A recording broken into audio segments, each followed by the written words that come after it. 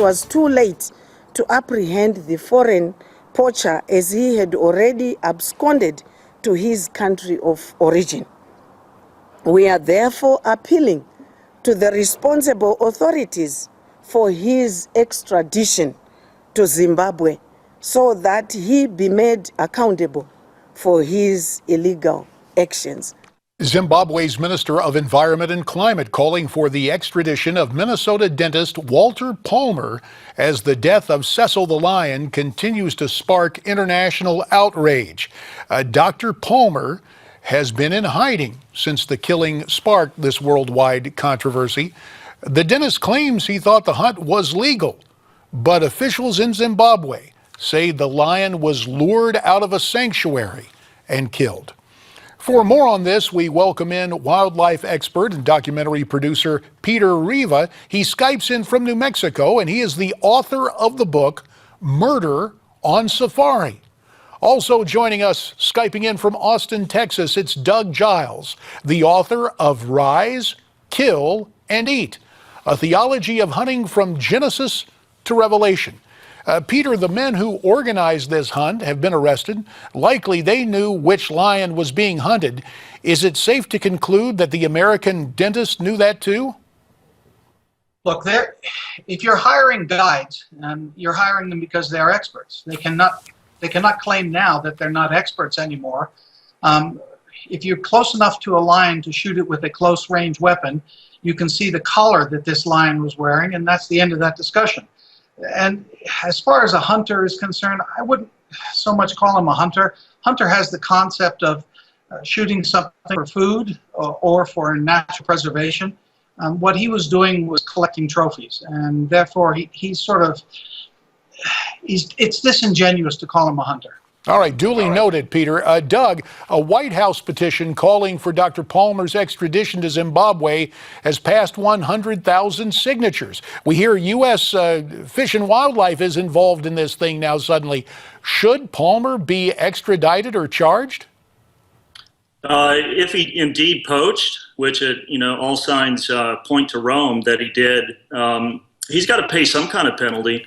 Hunters work hard to keep a good reputation, and all this does is, serve to put a big stick in the eye of people who obey the laws, who pay their licenses, who understand whether or not they have a lion-on quota, which evidently the professional hunter and the landowner, the black Zimbabwean landowner, did not have a lion-on quota.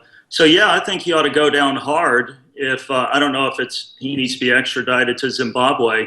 Matter of fact, if you want to start punishing people who've abused wildlife, they can start with their president, Robert Mugabe, because he's decimated the wildlife over there since he took power, him and his generals and his ministers since 2000.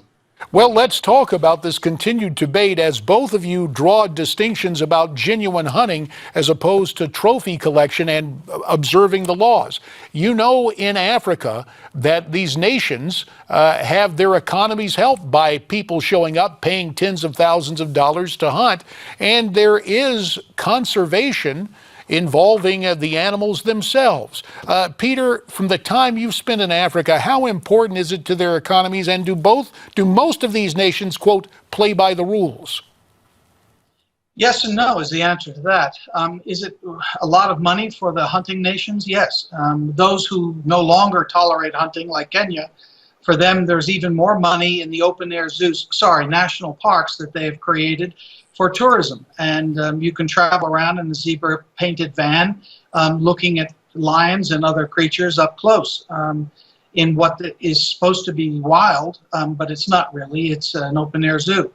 One of the things that comes into play here is that animals are endangered, and when they reach a certain tipping point, it is incumbent upon the real hunter to realize that that animal should no longer be taken.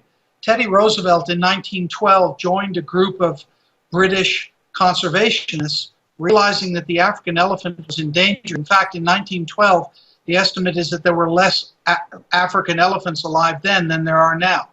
And what Teddy Roosevelt and the conservationists did was applied animal husbandry techniques because at the end of the slave and ivory trade, the elephants were decimated. and they went to Africa and they systematically shot upwards of 3,500 old sterile males and females in order to allow the younger animals to breed up. In fact, any rancher or farmer will tell you that when a bull gets very old, he is sterile. And we appreciate that in-depth look at it because we know a lot is involved here. Doug Giles, final 30 seconds to you on this topic, sir.